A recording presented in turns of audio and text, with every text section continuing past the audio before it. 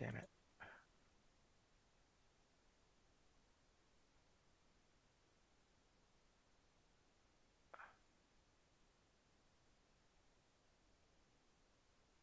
Okay.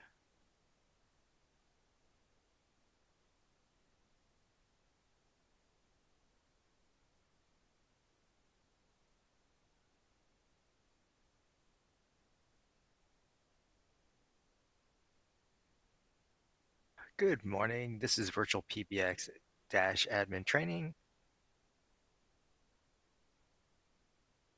Slightly late start today, so I do apologize. The training lasts about an hour and a half. We do record these trainings, so you can always come back later. If you cannot stay for the whole time, that's perfectly fine. You can make use of YouTube's chat feature to ask questions about something I'm going over at the time, and I'll try to address the question as soon as I see them.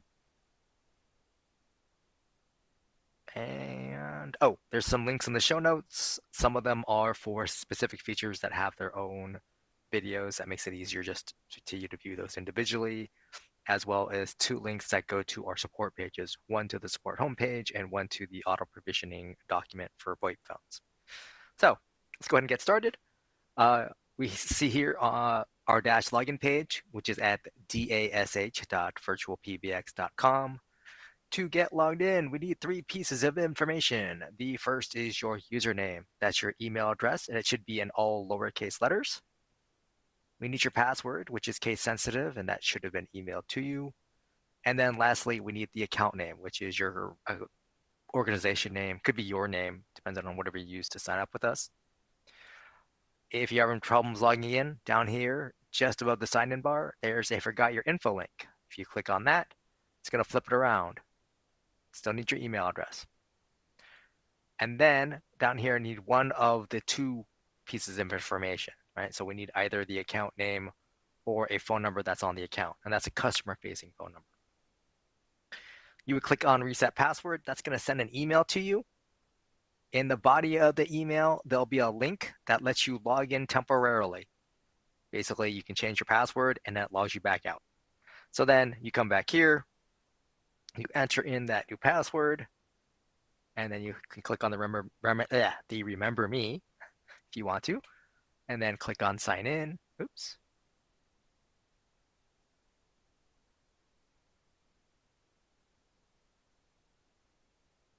There we go. So I'm using a test account. So when I get logged in, it's going to show up right here on my dashboard. If it's your first time signing in, you're actually going to be taken to your user account page. Now, at any time, you can get to your user account page by clicking on your name. All right. So if you look at the top of the screen, just to the right of top center, you see your name there. You can click on that, and it's a big, huge pop-up. Right. So it starts off on your user information. So you can click on the password section, for instance, and change your password. All right. Now, as a system admin, I can also over here click on the left and click on the account level settings. All right. So I can change like who the technical contact is, what the time zone is for the account as a whole.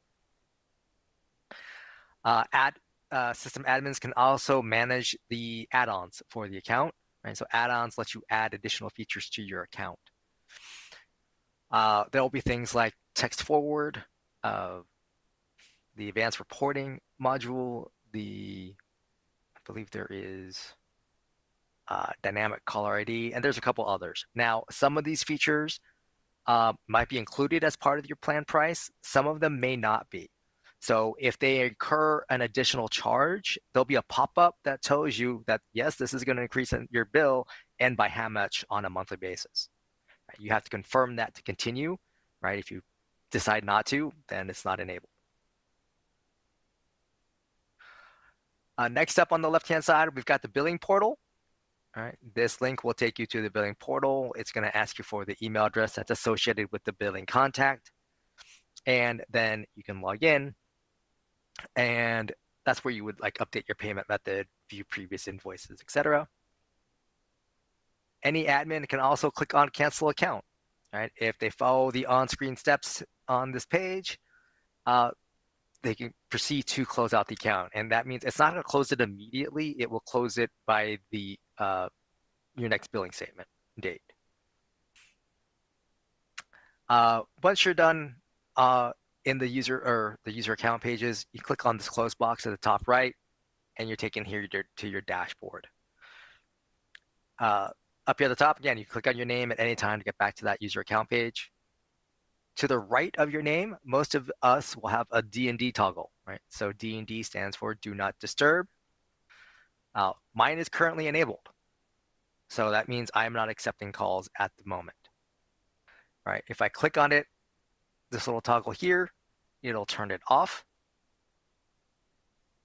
And so now I'm accepting calls. Next up, I have the little phone icon, and that's going to launch a new tab and take me to webphone.virtualpbx.net. This has a login page, which just uses my dash login information. However, that's only going to work if I have a web phone device added to my user, right, which is a VoIP phone. But this would allow me to use Chrome or Firefox to make and receive calls. Then we have a little chat bubble icon. This launches a chat window at the bottom right of your browser window, so you can speak to one of our support team members so they can walk you through any particular feature you're having trouble with or you need assistance with. Oh, I'm sorry. That's the question mark icon opens a chat window with our support team. The chat bubble itself opens up a new tab and takes you to virtualtext.app. This is what you would use to make use of texting. You would have to have that feature enabled on the account and on the users. That page has its own login information, so it's going to be completely different than what you use for your Dash account. But that's what you would use to make use of SMS. You got the 3 horizontal line icon here. This gets you to other Dash features. The vast majority of our training will be here under Dashboard, right, that highlighted section. But we'll touch on these other areas. Little arrow here to the right, that's the logout icon. Working our way down here to center total users, right? I have 7 users on this account. So I have 7 people on my account who make and receive calls, right? Basically, our plans are built on a per user basis. So I'm being charged for each one of these users. So that is something to be aware of. Then I have total devices, which right now I have 14. And then I have a breakdown. All right, so first up is a soft phone. That's a software application that uses your internet connection to make and receive calls, right? So it's a VoIP phone. I have 6, I think it is. That includes the VirtualPBX soft phone app, as well as any other third-party soft phone apps you might be using. Next up is a web phone, right? That's that Chrome or Firefox device. And then I have some cell phones on the account. So you can add cell phone numbers or landline phone numbers as contact numbers on your account. And so we can direct calls to, say, your cell phone. The one thing to keep in mind about that is when you answer a call on your cell phone, you're not going to be able to transfer that call to another staff member. Right? It's an endpoint. Right? If you need to transfer calls, then you'd want to make use of the soft phone app or take the call on a VoIP phone of some sort. And then the last one that I have enabled here is the SIP phone. It's a physical hardware, VoIP phone, right? So generally speaking, connects via an Ethernet cable to get to your router and out to the internet. But beyond that, it acts like a phone, right? You pick it up, dial a number, and you're speaking to the other person on the other line. Now, just so you understand, for VoIP phones, right, voice over internet protocol, right, internet phones, there are several subtypes out there, right? So SIP is a subtype of VoIP phone on the market. So when you're shopping, just make sure it's SIP compliant or SIP compatible, and it should be able to work with us. When we get to adding devices, I'll show you a list of phones that are compatible, and when in your own account, you can see the whole list much more easily.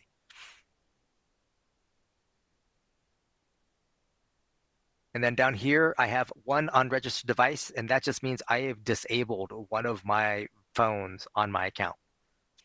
Why I haven't removed it, could be for any number of reasons. Uh, but like I just prefer to keep it because I may be using it again in the future. Right? Next, I have total numbers. I have 17 phone numbers. Your account includes some amount of phone numbers as part of your monthly plan price, right? Typically, it's one main number and then a local number per user. And so I am way over that limit. So I'm paying an overage per phone number per month for those extra phone numbers.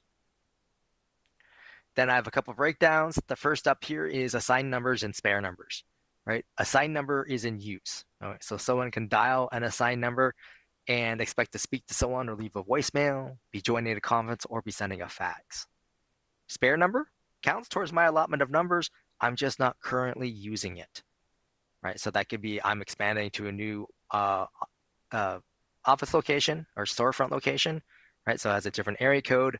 So I get the number ahead of time so I can start, producing my marketing materials and whatnot, but I'm leaving it out of service because there's no one there to answer the call for that particular location yet. The other breakdown here I have is US DID and US toll free. US toll free is actually US Canada toll free, right? So 800 number, 888 all the way down to 833.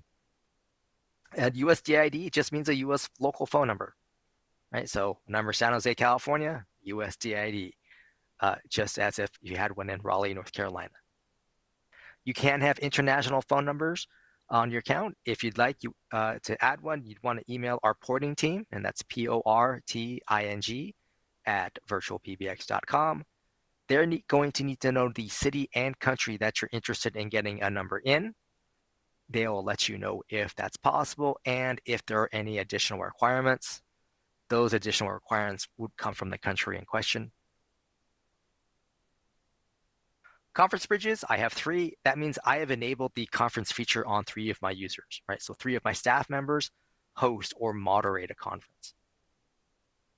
Now, up here towards the top right, I have my main number box. I have 4 main numbers here. So these numbers all behave in the same way, right? So they're all calls to these numbers all go to the same location on my system. And in this case, they're all going to play the same main greeting. Down below that, I have my conference room number. You can have multiple conference room numbers if you want. They're going to the same set of conference rooms. Everyone who is going to join a conference needs to call this phone number. That includes your staff. Then we have our fax box number. This is your inbound fax number, right? You can have the one main fax box number. This also allows you to edit the fax box to allow for outbound faxing. And then we've got the company directories. There's 2 download links here. One is CSV, the other is softphone. The CSV, it's just that. It's a CSV file, so you can use it or open it with your favorite spreadsheet program.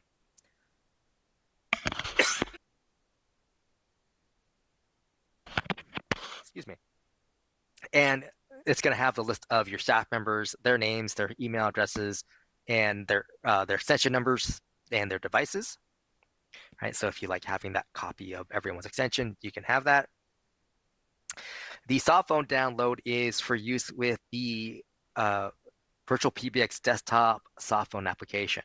Right? So if you're using our softphone app on a Mac or Windows PC, you could download this file and then upload it to your VirtualPBX softphone on your computer.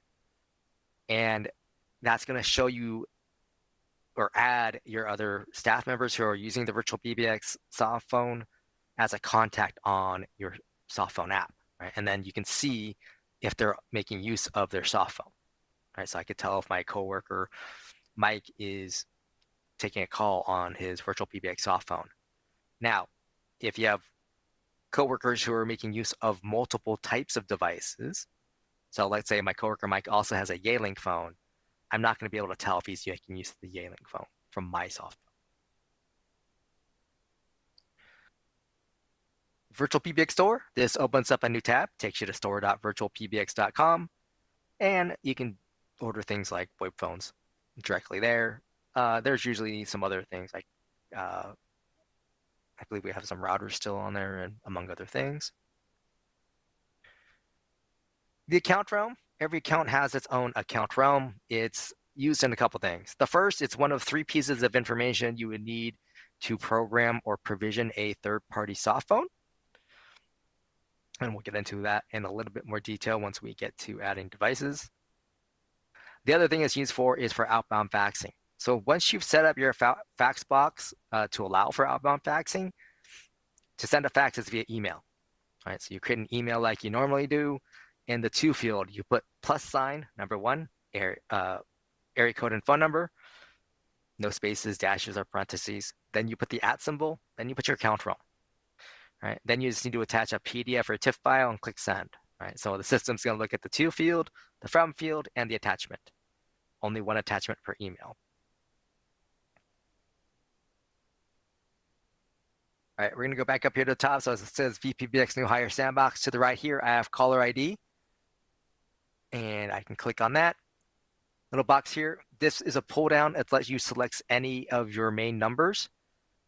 Whichever number you select becomes your default number.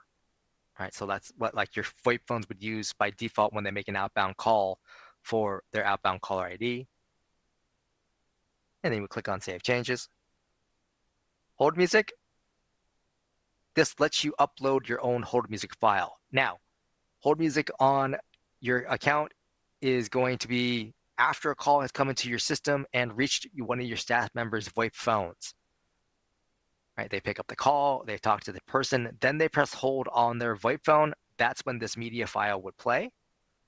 You would click the upload button, find the file on your computer. The system will play back .wav and .mp3 files up to 1 megabyte in size. Because of that size limit, I do recommend recording in mono, not in stereo, so that way you can have a longer hold music file. 1 megabyte MP3 is roughly 5 minutes, or is roughly 5 minutes. Excuse me. But you find the file, click the up arrow icon. You get a loading bar. Once it's done, you would click on Save Changes, and that becomes the default hold music for all your staff members. Now, the button here for hours, this actually goes to main number, but I usually find it's better to have your destinations set up on your account before you get into configuring your main number completely. So with that in mind, over here on the left, we're going to click on users, just a little person sitting at the desk icon. And you see, here you see my users that are on this account. I have 7. The people with the blue suit icon, those are my system admins, right? So obviously I have many system admins on this account. Dante here, second person down, he's got a little gray person icon. He's just a standard user. That means he has very limited access, right? So he can't make any of these changes that we're talking about.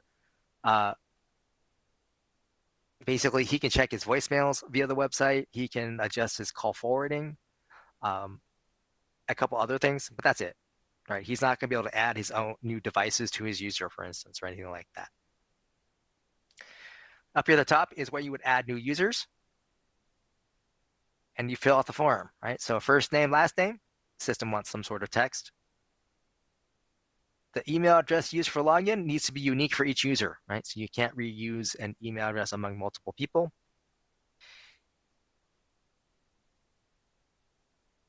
This is what the system uses to communicate with your staff, right? In terms of voicemail notification, it goes to this email address. Password resets also go to this email address. Then you create a password for them, and then you can enter in a main extension number for them, right? That's their default extension number. This system would have started you off with extension 1000, so it would give you a suggestion typically in the 1000 range, but you can just type in something else to be the new extension number for that user. Down here, the system will by default create a voicemail box for the user. It's intrinsically tied to the user, excuse me.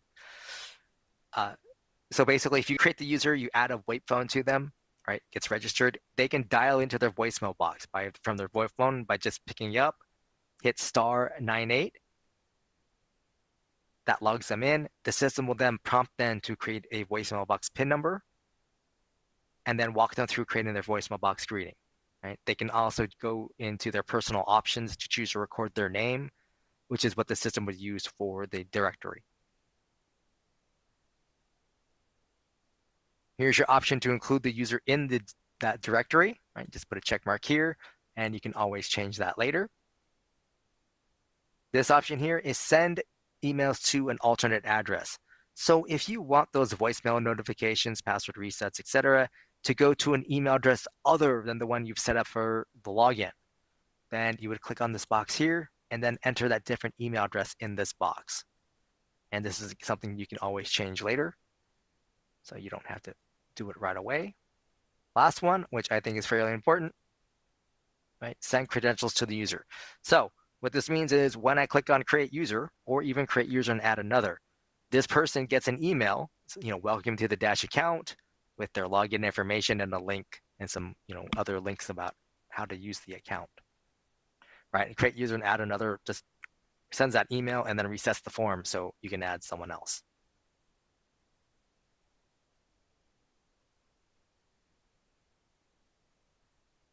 All right, so once a user is created, you can always click on their name, right? So if you need to, you can change their name at any time. You can change their credentials. We click on that, right? So you can change their email address if you need to. If you need to change their password, you also need to reconfirm it here. You can also send them directly the password reset email, right? So they can change the password themselves. Down here, you can change their voicemail box PIN number. Right? You just enter 4 digits and then click on Save Changes. Here's your option to send emails to an alternate address. And here's your options to include or not include in the user directory. Little person icon over here to the right is a pull down, allows you to change a user into an admin or an admin down to a user. A little clock icon, this allows you to adjust the time zone for the user, right? So that way, like their voicemail timestamps are in the correct time for them. The little flag icon, this pull down lets you change the display language for the web pages for this user, right? You can change from English, French, German, or Russian. Ringing timeout, the default is 20 seconds. That's plenty of time for a VoIP phone or a landline. If you have a user who's only using a cell phone, you'd want to increase this to 30 seconds, possibly as much as 45. It simply takes longer to route a call to a cell phone than it does to a landline. And then any changes, make sure you click on Save Changes at the bottom right. Extension box, you can choose to have users have multiple extensions if you want to. Right, just enter that new extension number and then Save Changes. Users can also have their own phone numbers. Now, when you add a phone number to a user, one thing to keep in mind is that this phone number will not have hours of operations or holidays, right? It's going to be available 24/7. Adding a number, you have two options, right? Add from spare or buy new, right? So add from spare is how you make use of a spare number or reuse a number, right? Where you unassigned it from somebody and then you want to assign it back to someone else, you would do from spare. So if we click on that, you'll see your available spare numbers. Click on the one you want to add. Click on Add Selected. You see it here, and then you would click on Save Changes. For adding new numbers, you select the by numbers, right? So toll-free, choose the toll-free prefix you want to work with, and then click on Search. It's going to give you a list of phone numbers that are available, and you can scroll down to see more. Click Add next to any number you like, and you can add multiple if you want to. Now, at this point, I haven't reserved the numbers or anything of that nature. So if I got up and walked away, someone could have actually complete this process somewhere else, like on a different account, for instance, and get the numbers that I was hoping to get. Right? So what you want to make sure is once you're confident that these are the numbers you want to click on this Buy Numbers button at the bottom right. This is where you're actually saving the numbers to your account. Right? Up until then, you're not doing anything like reserving it or anything of that nature. So now I've added those numbers to my account. And I should always be clicking Save Changes, so it saves it here. Right now, they're on my account, but they're not actually saved at this location. All right. Local numbers, a similar process, but you need to know the area code that you want to number in.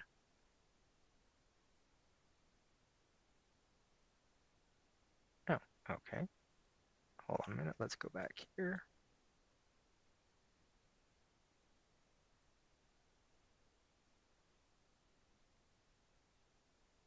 Oh, we've been getting some new numbers in. So anytime you search, it's possible you'll get a message saying that there's no numbers in that area code. It'll be in red text. And this means that that area code is exhausted, right? There's no currently available phone numbers in that area code. In that instance, you'd want to do a search for, say, like area code 310 overlay, right? To see if there's another area code that covers that same geographic location. And then if so, do a search for that other area code and get a number there. But other than that, it's the same process, right? Click add, click by numbers, and make sure it gets activated. All right, and then you would click on save changes. You notice there's a gear icon next to these numbers. You can click on that gear and you can update the caller ID. So up here, this is the outbound caller ID, right? The C name. You can enter up to 15 characters. It counts spaces as part of that 15. And that's what we associate with your phone number when you make an outbound call. And then down here, you can turn on the ability to accept inbound CNAM information. So that way the information shows up on your staff members' phones. And then you would click on Save Changes. E911, each phone number can have its own E911 address, right? And this lets you then assign the phone numbers to specific VoIP phones for the purposes of 911 only, right? So i.e., pick up your Yealing phone, dial 911, whatever phone number you've associated with that particular Yealing phone, that's the address information associated with that number is what's transmitted to emergency services, right? So that way, Bob who's working from home, you can have his Yealing phone have a phone number with his address associated with it for 911 purposes. So, in that scenario where he has to call 911 from his VoIP phone, emergency services goes to his address instead of the corporate address. Prepend, this is a VoIP phone feature.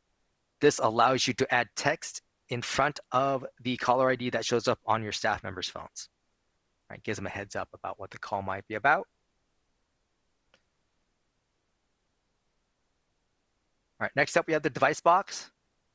You can add from spare or new. I'm just going to start with new. First up is SIP phone. Right, that's that physical VoIP phone, sits on someone's desk. You have these manufacturers to choose from. Right, some have a lot of models to work with. Right, some have like a dozen. So find the make and model of the phone you want to work with. At the bottom here, you give it a name, right? So like Bob's phone or warehouse phone, something of that nature. And then it asks for the MAC address. This is unique to each device. Typically a sticker on the back of the phone. If the phone's plugged in, you can also double check its status or basic settings. It should be listed in one of those two areas. You enter that information here, and then you click on Create Device. And then you would click on Save Changes. And then come back here, click on that device name. Going to open up the box here. Over on the right, click on Advanced and select Miscellaneous. And then down here, where it says Allow Reprovision, click Unlock. You should get a little green status menu there, or message, excuse me. Click on Save Changes. Click Save Changes here. So now we just told our system, hey, we're going to reprovision this phone, i.e. we're going to get it ready to work. As far as our dashboard is concerned, you're done. However, you need to log into that phone's web user interface. Basically, that means get the IP address of the phone, add it into your web browser's address bar, and log in. For the specifics of that, in the show notes, you want to click on the Auto Provisioning Phones document. It's going to have screenshots for these various manufacturers, as well as proper syntax for the URL that you want the phone to go to. But basically, it's telling the phone, hey, go here, get your config file, right? It's going to download it. The phone's going to reboot a couple times, and then it should show up as a green device on your account.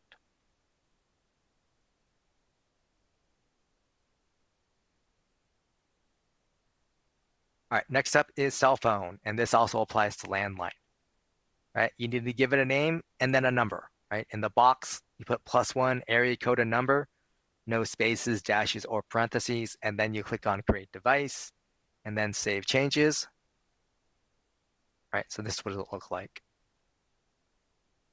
And if we go to the advanced options, this is the default setup for a new cell phone or landline. And what this is saying, or at least how the system reacts to this, right? Call comes in, rings my cell phone, right? I pick up, and the first thing I hear when I pick up is this is a forwarded call. Please press 1. So when I press 1, I'm telling the system, yes, I'm here, and yes, I want to take this call.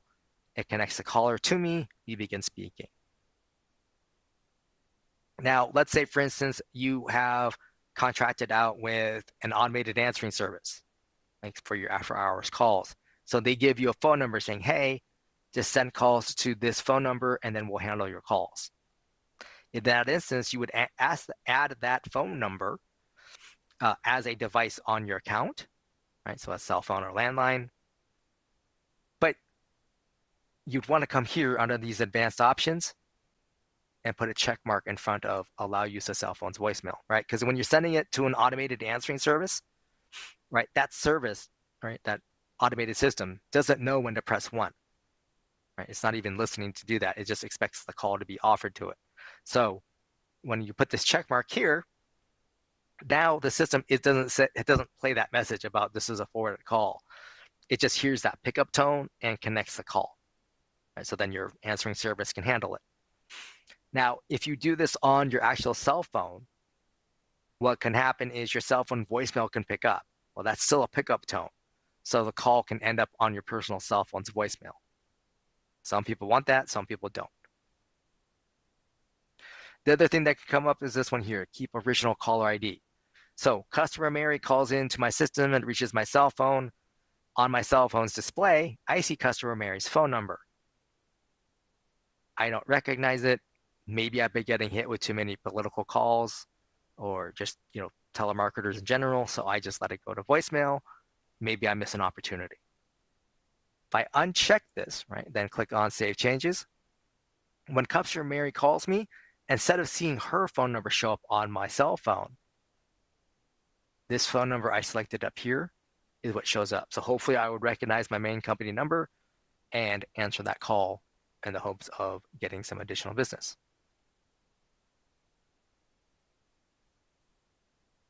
Next up is soft phone.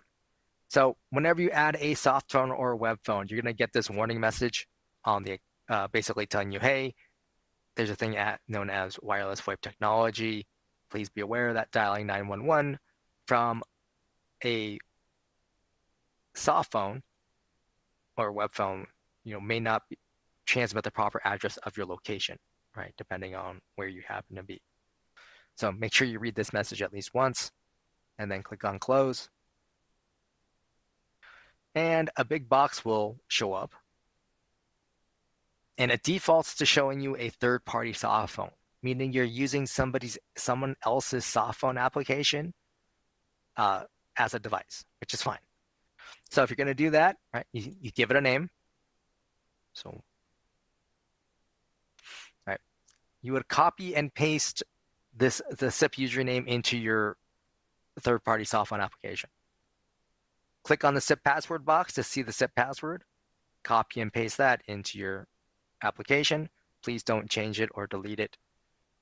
And then copy and paste your realm, right? Those are the 3 pieces of information you would need to program or provision your third-party soft phone.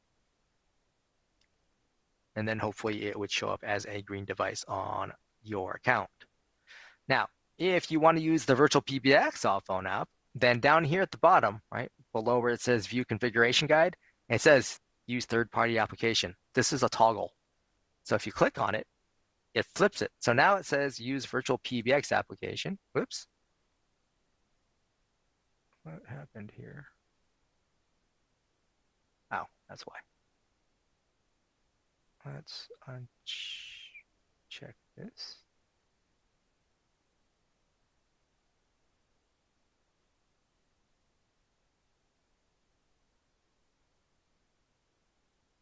And we'll go back. There we go. Right, so you click on that toggle, it says use VirtualPBX application, and then you would click on create device, and then save changes. Once you click on save changes, Dante would get an email saying his VirtualPBX softphone is ready. It's going to include his login information specific to the VirtualPBX softphone application. It's also going to have download links about, hey, go here to download the softphone app to your relevant device. Now, the VirtualPBX softphone app is tied to the email address of the user. So that's something to be aware of, basically one email address per softphone.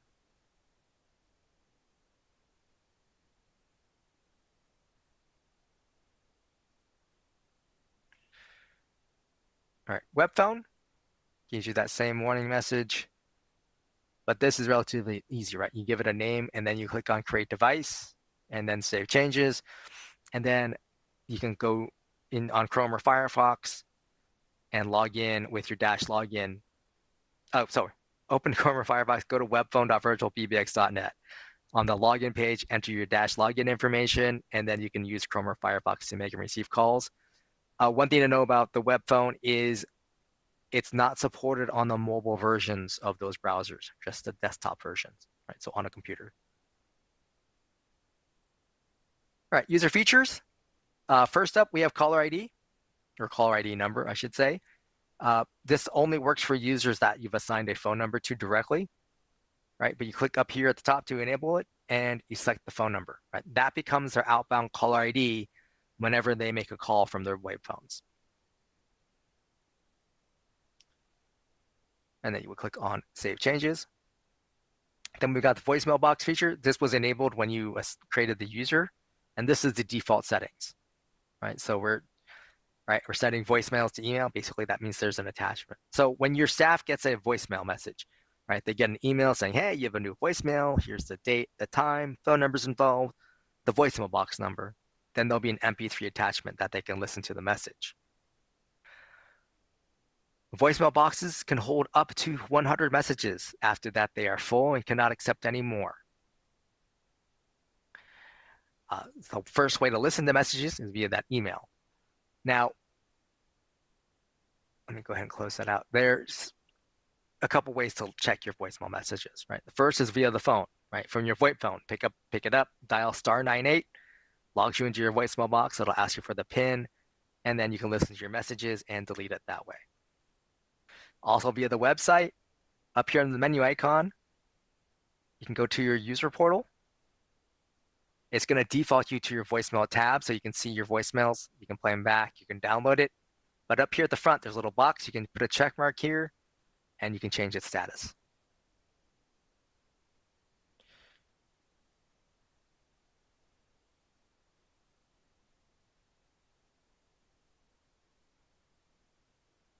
All right, follow me. This is for users that have multiple devices. And as an admin, you have to set this up for them.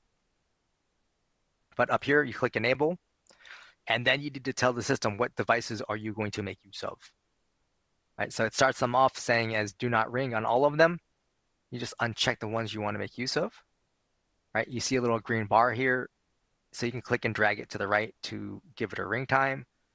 Up here, these are timestamps. It defaults to 120 seconds. You can change that to whatever you wish.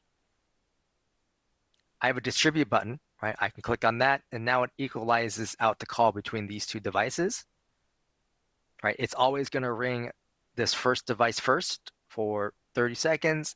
If I don't pick up, then it rolls over to this other device. I can click and drag, change the order, and then click distribute again. So now it rings my web phone first and then my soft phone.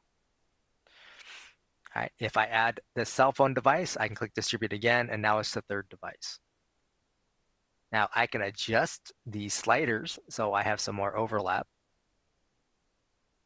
in case I know, like, oh, I might be, away from my desk or what have you, or if I know the user is going to be away from their desk, right? And then any changes you make, you click on Save Changes. Now, when I leave it disabled like I have here, if a call comes into my user, it's going to ring all of my devices simultaneously. Right? So it's not going to ring in order or whatnot. Also, if I'm assigned to a ring group, which we'll be getting to next, calls from the group ignore the follow me settings completely. Right? So it's going to ring all my devices at the same time. Fax box feature, you can choose to enable a fax box directly on a user, right? So they have their own fax box. And then you're presented a choice of adding, using a spare number, buying a new number, or assigning a new extension. I recommend using a phone number, right? That gives this user the ability to send and receive faxes without any kind of issue. Now, assigning an extension will save you costs, right? There's no phone number involved, so it doesn't count towards your allotment of phone numbers. However, you're potentially limiting who can send them fax, as well as the fact that they're not going to be able to send a fax out, right? When you assign an extension number, the system uses their fax box parameters as part of sending it out, and it's going to use that extension number as the outbound caller ID, which would fail because it's not a full phone number. In terms of the inbound side, right, not everyone is familiar of how to fax to an extension number, right? Some people just enter the phone number and click send and walk away. And electronic fax services also may not have that capability of allowing to send to fax to an extension number. Conference bridge, you click here to enable. That means this person can host or moderate a conference. And then here, right, you create a PIN number for that user. They'll be able to adjust that under their user portal. Enable video conferencing, that's for your VoIP phone users on the account, right? Anyone from outside would not be able to use video conferencing. Call forwarding, you have off, on, or failover mode. Failover mode is something you have to set up. Your staff members can turn call forwarding off or on their own via their VoIP phone directly using feature codes or from the user portal. But failover mode, you would click on here, and then in the box to the right here, put +1 area code and phone number, no spaces, dashes, or parentheses, of where you would want calls to forward to. Now, failover mode is if the user's VoIP phone goes offline for whatever reasons. Call comes in, the system will automatically forward to the number you designated. Right? And then, so that way you're not losing a call, right? Or the user isn't losing a call, and until they can get their VoIP phone back online. Now, in the case of this user, right, I have a cell phone as one of his devices, so I would not need to make use of call forwarding at all because I'm already forwarding to a cell phone naturally. Right, customized call recording. When you first enable it, it looks like this.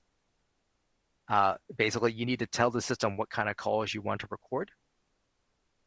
Right, you have these 4 types: inbound, internal, right, coworker call. Right, so Dante called me. Do I want to record it?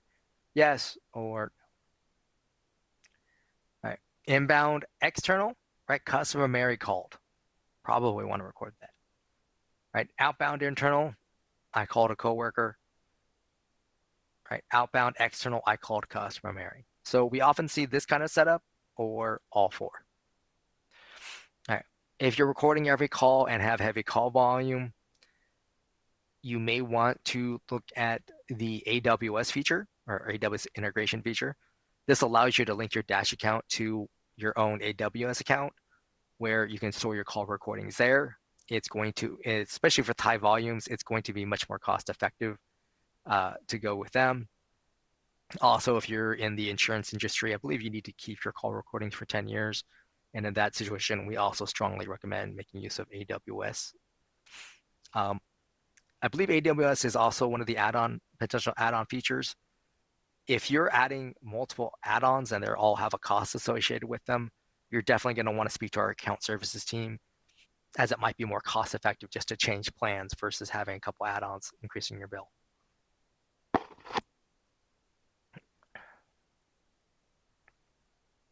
Now, this call recording uh, setup, if you can go to recordings.virtualpbx.net in a web browser and enter your dash login information,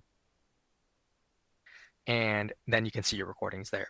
All right. If you have AWS set up, there'll be an interface option, which we'll be getting to later, where you can view your recordings.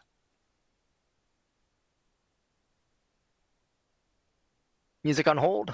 You can choose to have users have their own hold music, right? You would click to enable, upload a .wav or .mp3 file up to 1 MB in size, click the up arrow icon, and then save changes. So you would do this, for instance, of like for your salespeople, you might have a hold music file that is talking about, specials or promotions running. Whereas like your tech support people, you might have, hold music talking about, hey, visit our website for our FAQs, that sort of thing.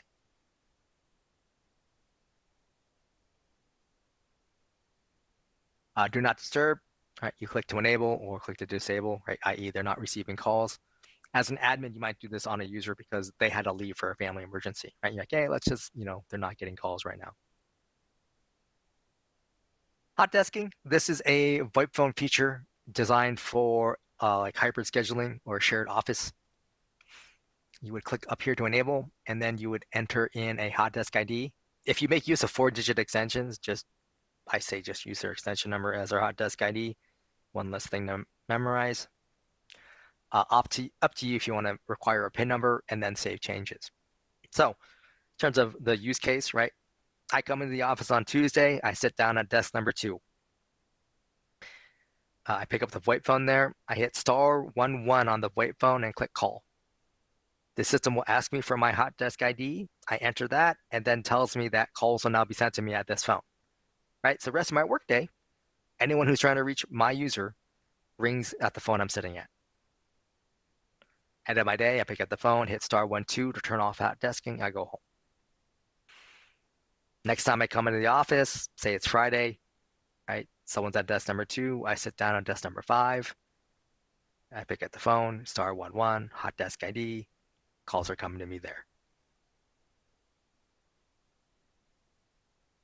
All right, so next we're going to go to groups, right? Little multiple people icon here. Groups are departments, sometimes referred to as hunt groups or ring groups. Up here at the top, you would click on Add Group. You need to give it a name. You need to give it an extension number. And then you click and drag your staff members that you want to be in the group, and then you click on Create Group. Once a group is created, you can click on the name here. You can always change the name to whatever you want it to be. Then you've got group call attempts. This is how many times the system will offer an inbound call to your members of the group. Little arrows here to the right so you can increase it or decrease it as you see fit. If you want, you can delete a group, and if you made changes, click on Save Changes. Over here to the right, we have the members box. So these are the members who are assigned to this group and how we're offering calls to them. In this scenario, right, David gets the call first, right, and he answers it, right, he's helping the customer. Second call comes in, he's still offered the call first, even though he's already on a call. Then about 8 seconds in, then it goes to Dante, right, so that he can pick up, answer the call. Third call comes in, still offered to David, right, then to Dante, and then finally, after 15 seconds, it's offered to Taylor, who can then pick up. Now, you can click distribute up here, right, to equalize that over time. But of course, that means there's a longer duration between when the second person can pick up, right? These are timestamps up here, so you can adjust the total time. It defaults to 2 minutes. Right? You can change the order around if you want, right? Click distribute. You can also do something like this, like this. Right? This is referred to as blast ringing or ring all. So basically, whoever picks up the call first gets it. The potential downsides of this is in a remote working situation, right? Like say Taylor and David pick up the call at the same time, right? And then David's going, hello, hello, whereas Taylor's helping the customer. right? So David may not know right away that Taylor got the call, right? Unless you're using something like Teams or Slack or whatever to confirm, hey, someone got the call, right? Alternatively, like an admin could check in the call logs to see who got the call, right? Whereas in an office environment, David could hear Taylor start talking right away and going, oh, okay, Taylor got the call, not a big deal. Groups can have multiple extensions if you want them to. Just click on the add extension box and then add the new extension number. Groups can also have their own phone number. It's just like before. You can either add from spare, and you'll see here I have a lot more spare numbers because I didn't click save changes previously. Or they can buy new numbers to add them here. Right, you can click on the gear icon to update the caller ID at E911. And again, just like for a user, a phone number on our group, right, doesn't have hours of operation. It's just available 24/7. Then we've got group features. First up is ringback. So call comes into the group, starts ringing your staff members' phones, right? That ringing sound is piped back to your inbound caller. That's where the ringback term comes from. Instead, you can choose to enable this feature and upload your own media file to play instead of that ringing sound. Right? .wav, .mp3, up to 1 megabyte in size. The system will not loop this file for you. So you need to make sure that the file plays as long as your total ring duration of the group. Right? So the default ring time for a group is 2 minutes. So as you can just set it to 2 minutes and then you don't have to worry about it. Next action, to me, this is the most important group feature. You click up here to enable, and then here it's if no one answers your call, what do you want the system to do with that inbound caller? And this pull down goes to other places on your account. So you can send it to other groups. You can send it to a specific user or even a specific phone. You can send it back to your main menu or a particular voicemail box.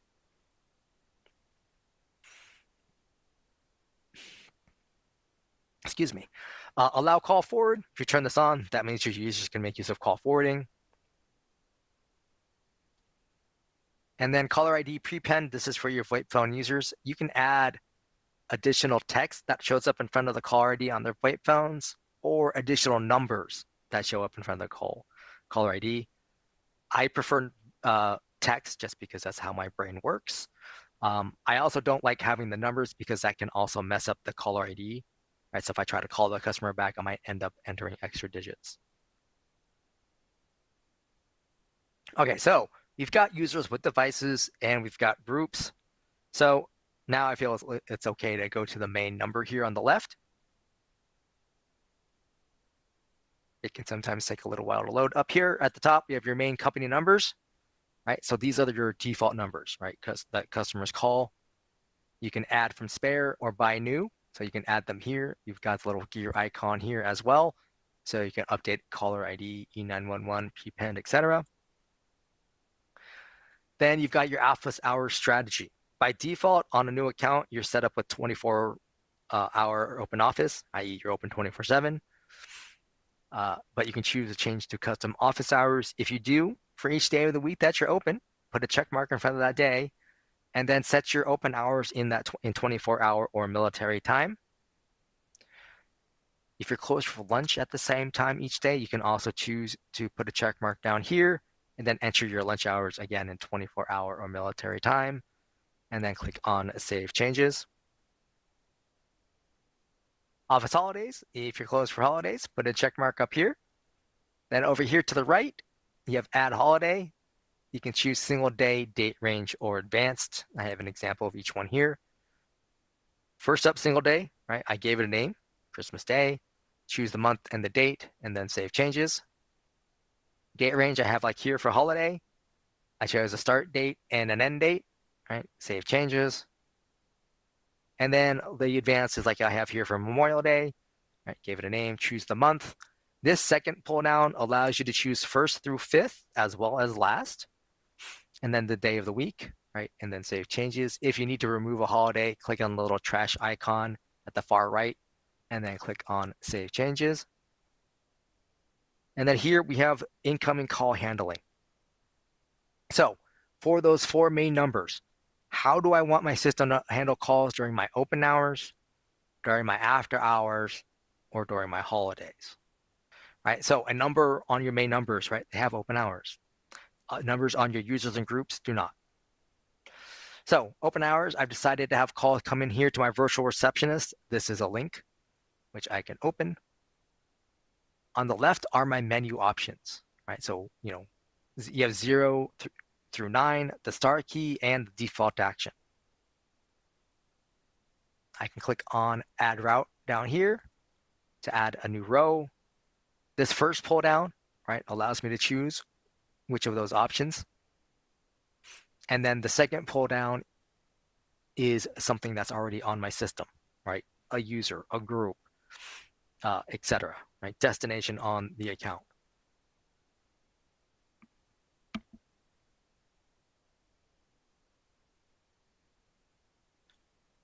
Over here on the right are my greetings and my greeting options, right? So the greeting is where you would say, thank you for calling. Typically, you say your organization name. And then you want to give directions, right? Press 1 for sales, 2 for support, that sort of thing. First up is text-to-speech. This allows you to type in the box provided. You can use up to 250 characters, not words. And the system will read off, right? It's a computerized or robotic voice. There's no charge for the text-to-speech reading. The downside is that the system names the file for you, right? In this case, it's going to be my main open hours menu TTS, right? Because, right, main open hours, it goes back to menu, and then because it's text-to-speech, TTS. I usually recommend text-to-speech for people who've just started, right? So they're not quite sure how they want their calls to route yet. Whether that's because they're a brand new business or they've never worked with a PBX system before, etc. If you use text-to-speech greeting, though, is after you create it on the left-hand side, you want to click on the greetings tab, which we'll be getting to shortly, and change the name so it's something easily recognizable for you later in case you need to change it. Upload your own file, right? .wav, .mp3, up to 1 megabyte in size. Click on the choose your file, find the file on your computer, click update, it's going to upload it, then save and save changes. Choose from an existing recording. This pull down will show all the media files on your account, i.e. main greetings, voicemail greetings, ringback files. So you want to use names that you can differentiate quickly. You can record it over the phone. Now, when the system says pick up a phone, register the account, that means pick up a VoIP phone. Right? This is a security feature. Basically, the system knows when a VoIP phone is registered to it, so it knows it's part of the account, so it's okay to make changes. Now, if that's not going to work for you for whatever reasons, then down here under settings, where it says allow outside recording, turn that on. Right? So now you can call in from any phone, cell phone, landline, whatever. You call into your main number. When you hear the current greeting play, you would enter in this PIN number. The system will turn into, switch over to recording mode and walk you through how to record your greeting over the phone. This PIN number is specific to this time of day, right? So this is my open hour. So if I called in on Saturday where I'm closed, this PIN number would not work, right? Because it's not during my open hours. Also, when you call in and record over the phone, you're replacing the existing greeting that's there. Right. Like if you just signed up with this, that's probably okay, right? Because it's just a generic greeting that's there, so you can change it with your own voice. Typically, that's going to be better for your customers. The reason I bring that up, though, is during the holiday seasons, right? Because you might have forgotten, and then I need to change it because we're going to be closed, or what we have a special promotion. Well, you're going to overwrite your greeting that you normally have. So under the greetings tab, there's a way to download the file so you have a backup locally.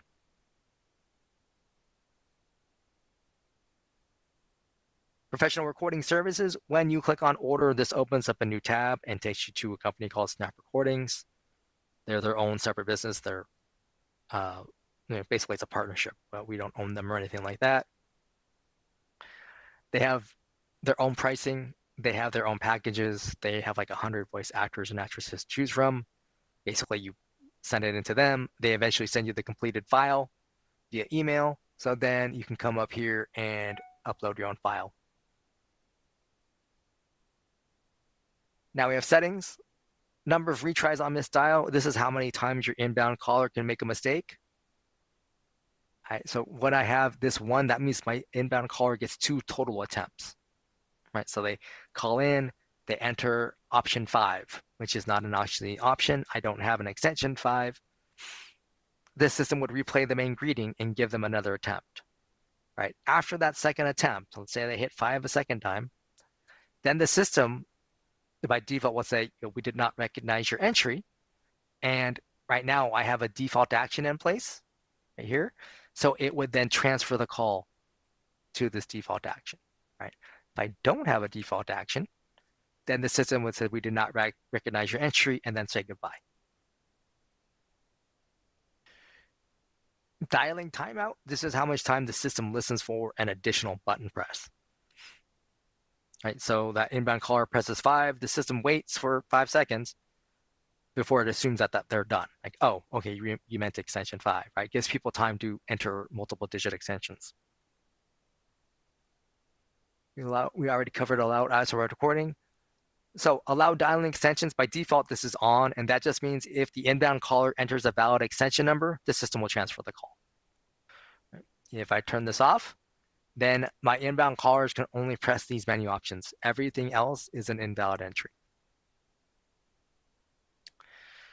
And then the last option here is the press playing of the invalid entry message. So if you don't want that message to play of, we did not recognize your entry, then you would turn this on so the message doesn't play.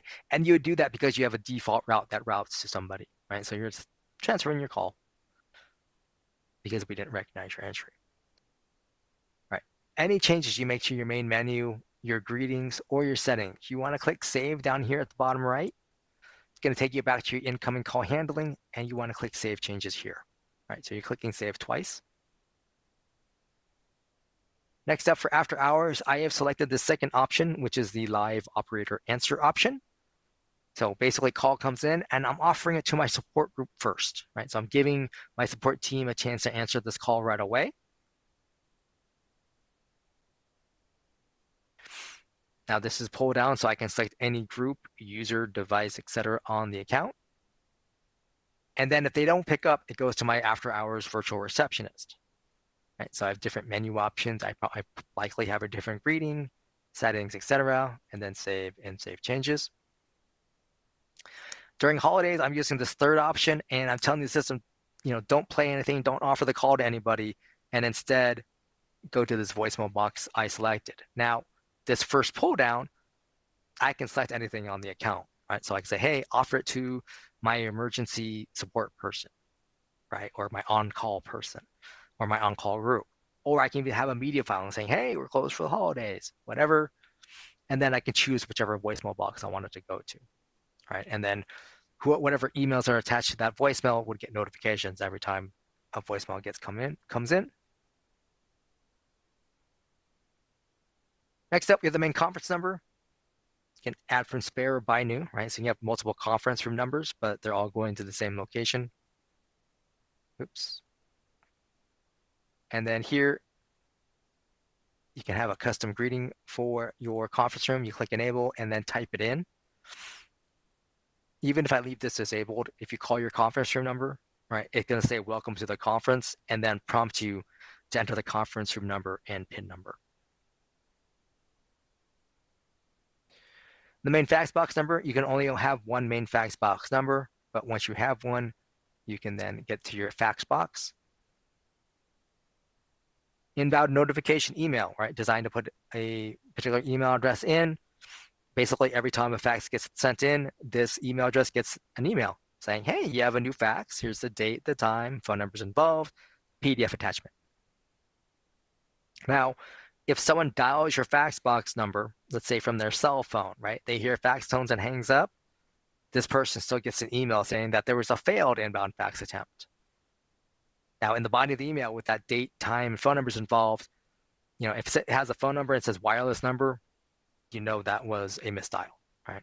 But beyond that, if it's a number you're expecting a fax from, you'd want to let them know that the fax didn't get through. The email permissions, you can put a single email address here or your company email domain, right? In this case, we have VirtualPBX here. So anyone at VirtualPBX can send a fax out from this account, even if they're not a user on the account, right? They just need that +1 area code and phone number, right? And then this account realm, and then attach a PDF or TIFF file and click send. All right, next up we have auto attendance. This is a plan-specific feature. I believe it's also an add-on. And you would have multiple attendants for a couple of reasons. One, you're doing something like submenuing, right? 1 for English, 2 for Spanish, etc.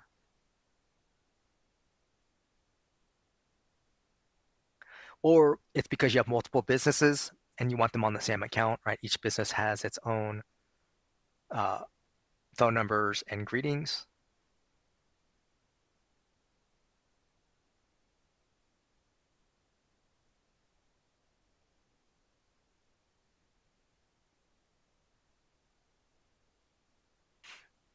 So up here at the top, you would click on Add Attendant, right? Give it a name, give it an extension number, click on Create Attendant. Once attendant is created, if you click on a name, its defaults look like this, basically saying it's unavailable in main menu, i.e. it's a standalone attendant for like a separate business. Right? If you click on this, it becomes available in main menu, so it's a menu option under your virtual receptionist. It's even an option under your next action for your groups. Attendants can have their own phone numbers, right? You can add for spare or buy new. You've got the little gear icon here. Extension number box, right? You can add multiple extensions to an auto attendant. Now, your customers are probably never going to know these extension numbers. This is just what your staff would use to transfer calls to the appropriate group.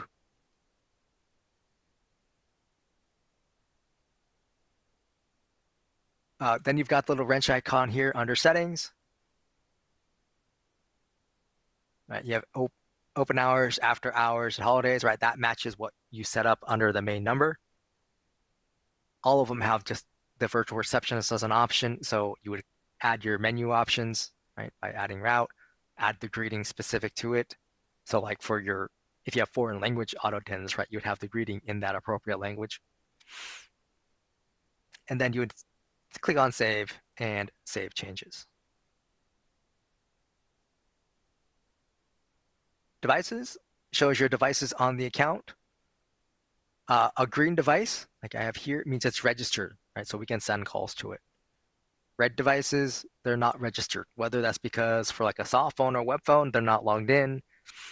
Physical VoIP phone, it could be they're not plugged in or they're having some sort of network problem. Rarely it's an ISP issue, but that could also come up. Down here at the very bottom, that black device right here, right? That's that unregistered phone from the dashboard page. And that's because up here under the enable column, I've turned it off, right? If I turn it back on, it'll eventually turn to red.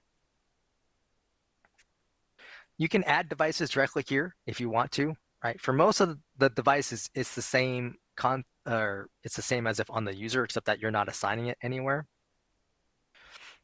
But if you select soft phone, you still get that warning message, right? It only lets you add a third-party soft phone here. You're not able to change it to be a VirtualPBX soft phone because you need to associate with a user/email address.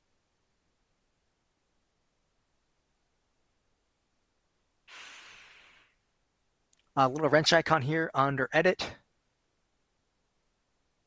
Right, if we go to advanced audio, for physical VoIP phones, you may need to change the codecs to G711U or G711A if you're having some sort of audio problems. By default, you actually, like we have several customers who don't have that selected because the phones will use what's available to work by default. The emergency caller ID, right? This is where you would choose a phone number that has an E911 address associated with it. So that way it's the appropriate address for that phone, right? So that way when they pick up, dial 911, makes an outbound call, and or makes the outbound call to 911, but the correct address is assigned to that user. Next up is the greetings tab. This shows all your media files on the account, right? So main greetings, voicemail greetings, ring back. You can add new files up here at the top. Just give it a name, click on browse to find the file, and then click create greeting. It will upload it here, and then you can assign it where you need to.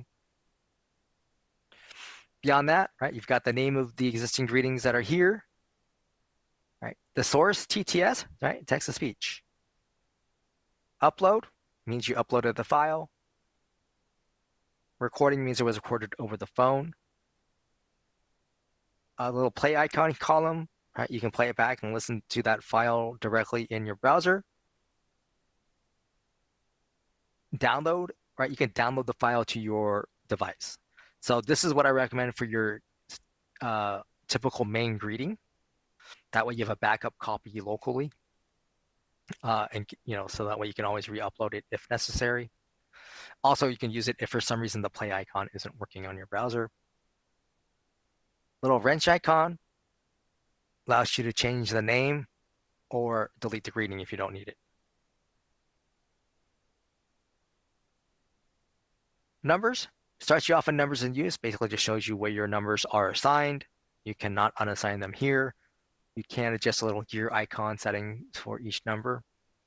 Spare numbers, these are the numbers you're not currently using. And a number you're not currently using, you can also start here to get rid of it. Right? So you would click on the little box in front of the number, and then the option to delete would show up. Click on delete numbers, click continue, and now I have less phone numbers on my account.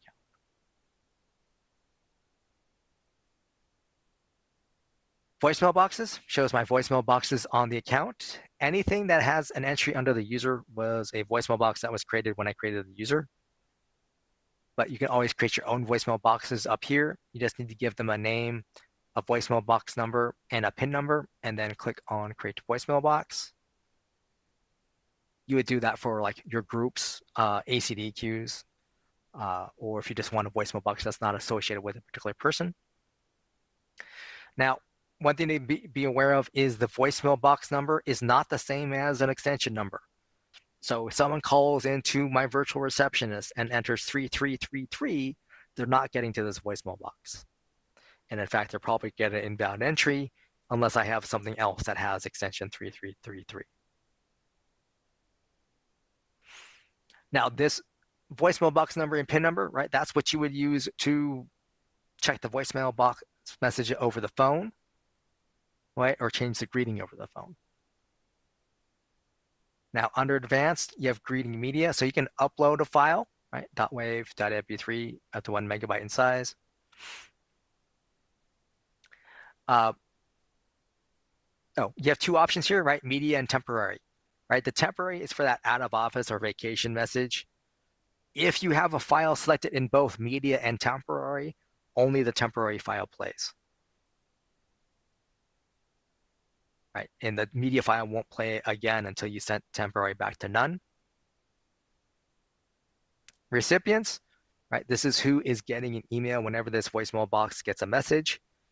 Now, your user voicemail boxes have a built-in recipient that won't show up here, right? That's the email address used for login. Right. Anything else is just additional, right? You would just click add here and enter the email address. So like, let's say managers want to get a copy of the voicemail boxes that their staff get. Keep clicking add until you're done and then save changes.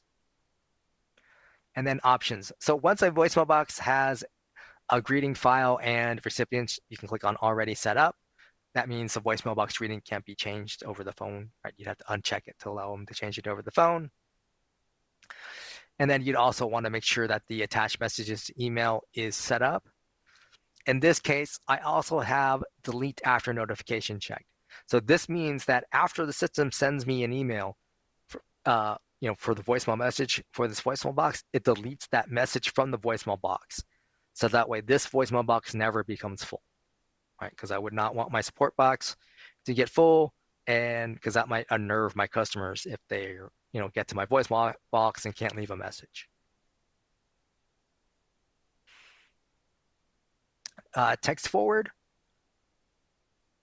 This is an add-on feature. This allows you to enable a number to receive an inbound text message and then forward that on. Typically via email is the most common. Up here at the top, click Add Number. Choose a spare number on your account, and then choose enter an email address or a webhook. Now, webhook would mean you have webhooks enabled on the account, which is a plan-specific feature, and that is linking your Dash account to other software, like Zapier, for example, which is why predominantly we see email addresses used. And then you click on Create Virtual Text Forward. So now, anytime these phone numbers get a text message, right, these email addresses get an email saying, hey, you have a new text message, and here's the contents of that message. Now, after you set up the text forward, then you can assign that number to be like a main number or a user, etc. But it needs to start off as a spare number first.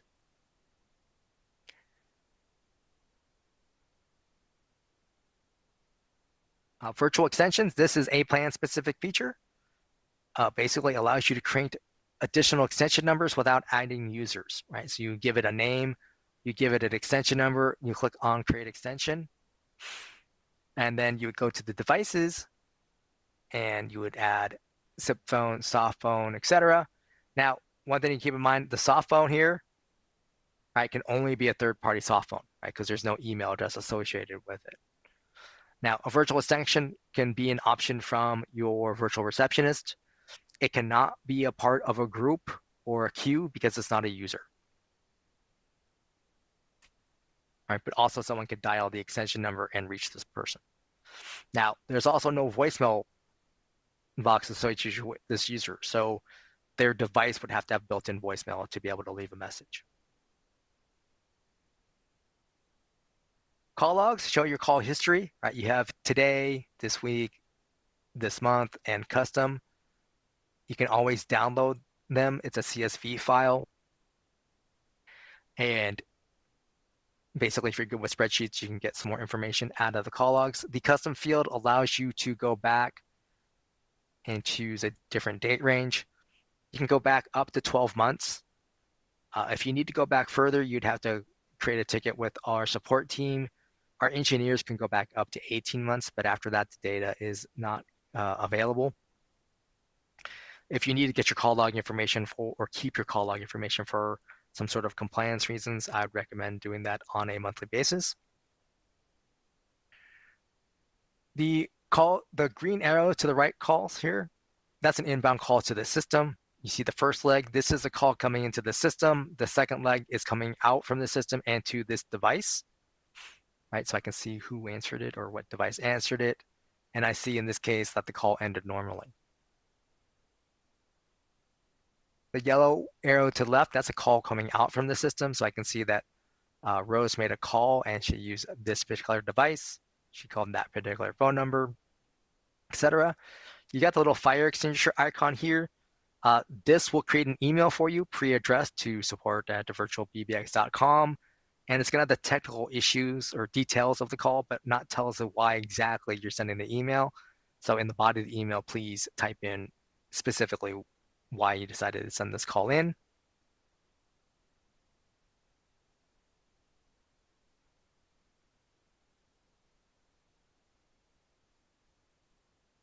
Typically for the hang-up reasons, you want to see normal clearing because that means it ended normally.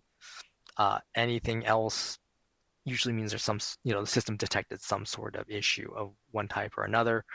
One of the most common we see for VoIP phones is recovery on time or expire. And most of the time, that is a network issue going on with that VoIP phone. Feature codes, these are ways for your VoIP phone users to access Dash features directly from their VoIP phone.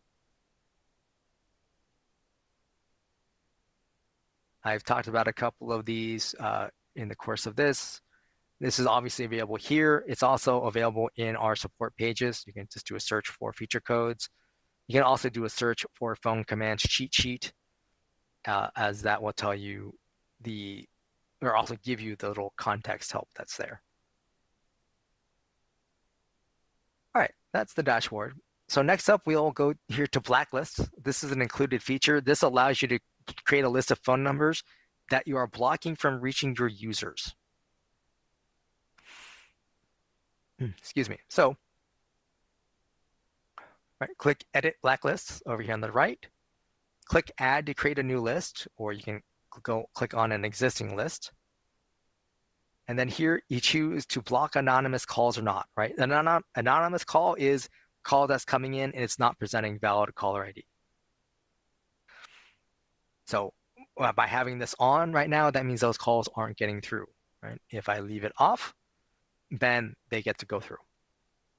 Beyond that, down here, I click on Add Number. I put +1 area code or number, no spaces, dashes, or parentheses, and keep clicking Add until I'm done.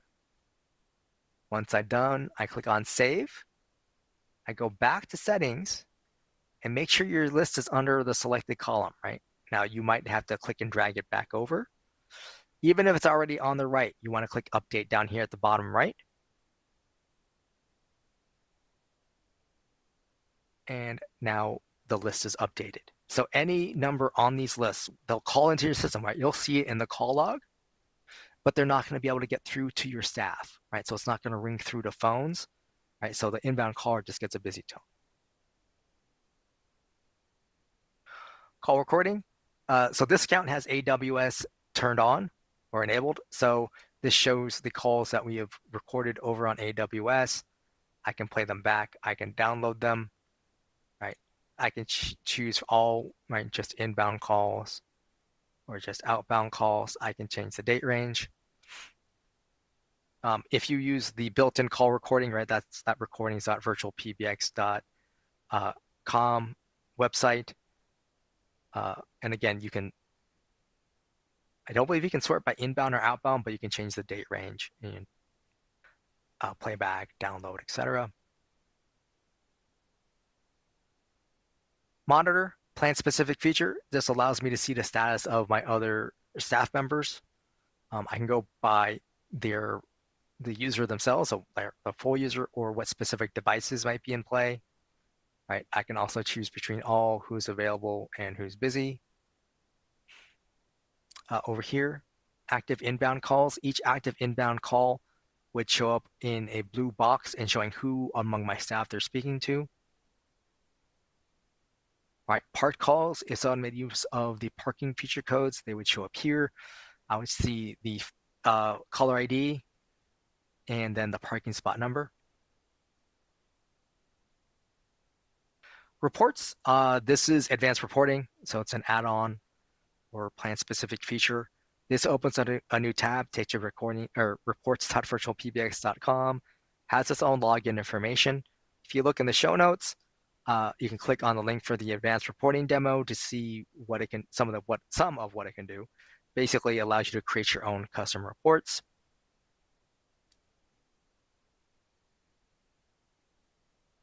Voicemails.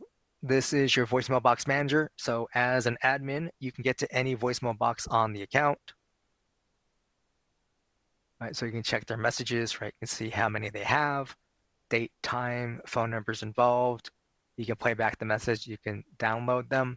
Got the little box here. So as an admin, you have the additional option to move a voicemail message to a different voicemail box or simply just change its status.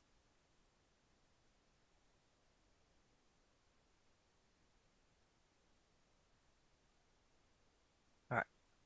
Integration AWS, plan-specific feature. This allows you to link your Dash account to AWS. And if you click on the gear icon, basically we would need the access key, the secure access key, and bucket from AWS. And then you can save changes, and then you'd be storing your call recordings, your faxes, your voicemail messages over on AWS. All right, each one would have its own configuration here. Call center, this opens a new tab, takes you to callcenter.virtualpbx.com. uses your dash login to get logged in. If you look in the show notes, you can look at the ACD Queues Pro demo. The call center or the queues, they're an advanced version of groups, right? So a call into a queue, right, knows when your staff members are busy and doesn't even try to offer a call to them. It will skip to the next available person, right? Queues also allow your staff members to mark themselves away or even log out of a queue when they're off shift. As a manager, you can eavesdrop in on a call, right? Listen in. You can whisper to your staff to help them or even barge in if things are getting out of control.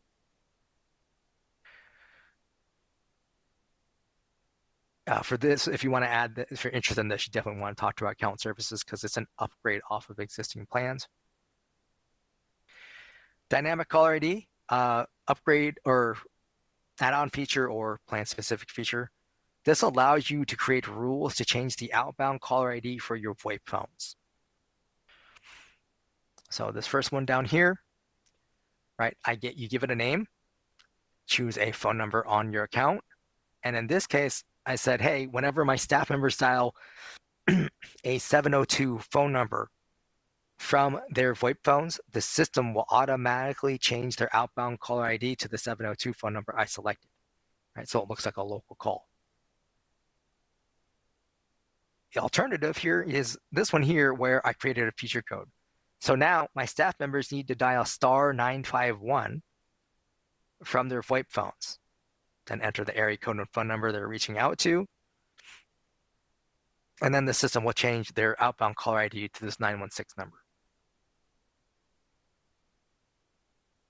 Faxes, this takes you to your fax manager. This is an included feature.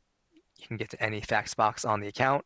Starts you off on your inbound fax page so you can see the faxes that have come in, the date, the time, phone numbers involved. You can download the fax again if you need to. Click on the box to remove the file. Outbound faxes, choose your fax box, and you can see here, these are the faxes that have gone out from the system, right? Date, time, phone numbers involved. If you see a failed message here, right, that means the fax did not go through, and that means we had a problem with the other fax number. Now, if you mouse over it, it will give you some details about the failure. So like the most recent ones I've seen have been like timeout after initial connection, meaning it was a valid phone number, but we didn't hear fax tones, so the call ended. The email to fax logs, if you see something here, that means the system had a problem processing the request. All right, that's why I get the little thumb down icon. To the far right, click on the little eyeball icon, and then you see here that the reason there was a problem is that there was no valid attachment.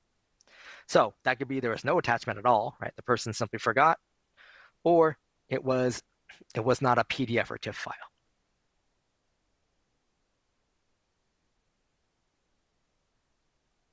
Number manager just basically takes you back to your spare number page. Webhooks, plan-specific feature, allows you to link your Dash account to other software. This is at least some level of programming. If you go in the show notes, you can look at the Introduction to Zapier webinar. This will cover some of webhooks. You can also go to developer.virtualpbx.com to see sample code of what we have done in terms of linking Dash to other software. And you'd actually want to talk to our sales team if you're interested in that.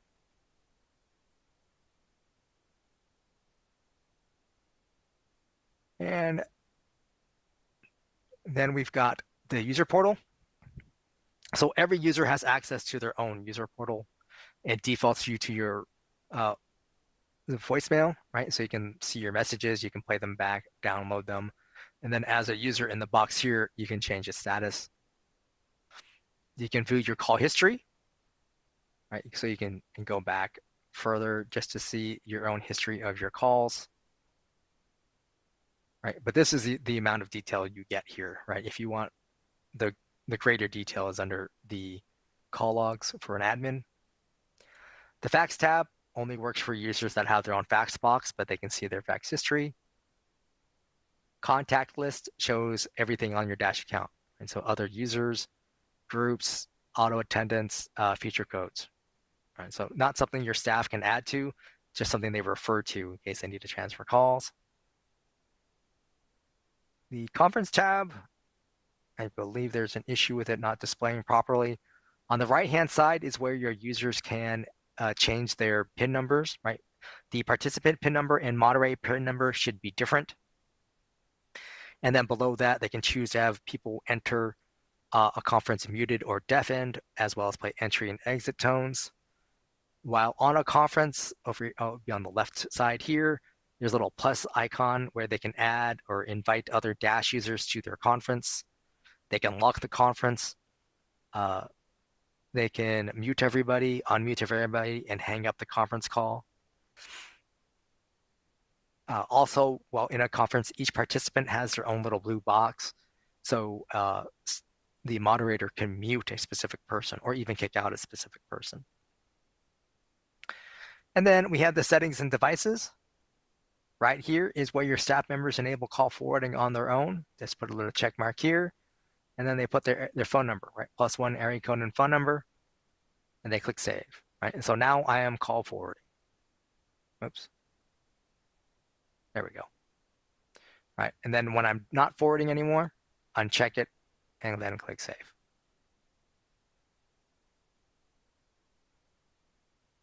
And that is everything. So I'm not seeing any questions, so I'll go ahead and end the stream. I thank you for your time today, and we'll be back next Tuesday at 10 a.m.